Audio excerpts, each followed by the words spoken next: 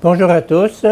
Je continue à vous partager des extraits du livre du cardinal Ratzinger, Foi, vérité, tolérance.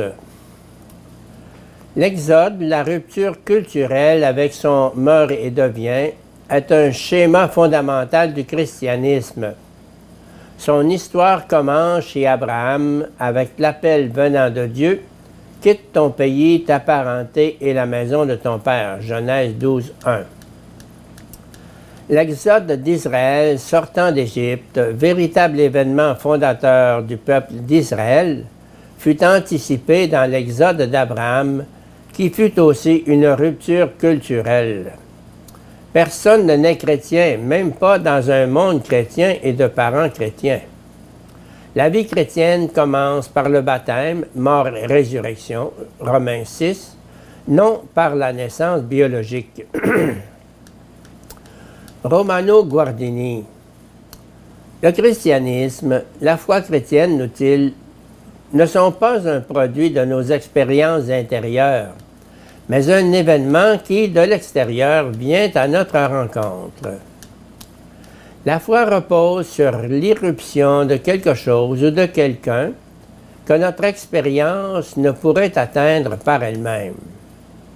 Ce n'est pas l'expérience qui s'élargit ou s'approfondit comme dans les modèles strictement mystiques, mais au contraire, il se passe réellement quelque chose.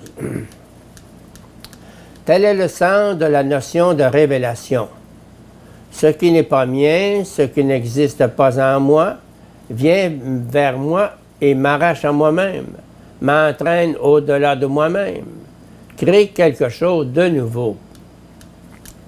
La Trinité n'est pas objet de notre expérience, mais elle doit être dite de l'extérieur et vient à moi comme révélation. De même, l'incarnation du Verbe est un événement dont la connaissance ne saurait être trouvée dans une expérience intérieure. Cette venue de l'extérieur scandalise l'homme qui recherche l'autosuffisance et l'autonomie. Elle est pour chaque culture un scandale.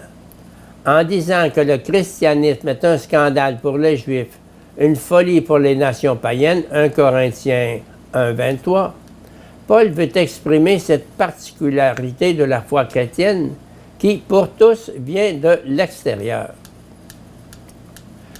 Hellénisation.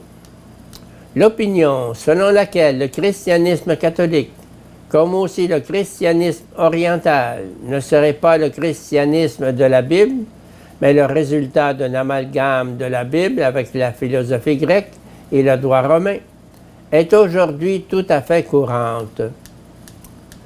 La rencontre entre la pensée grecque et la foi biblique n'a pas seulement eu lieu dans l'Église primitive, mais déjà à l'intérieur du cheminement biblique lui-même.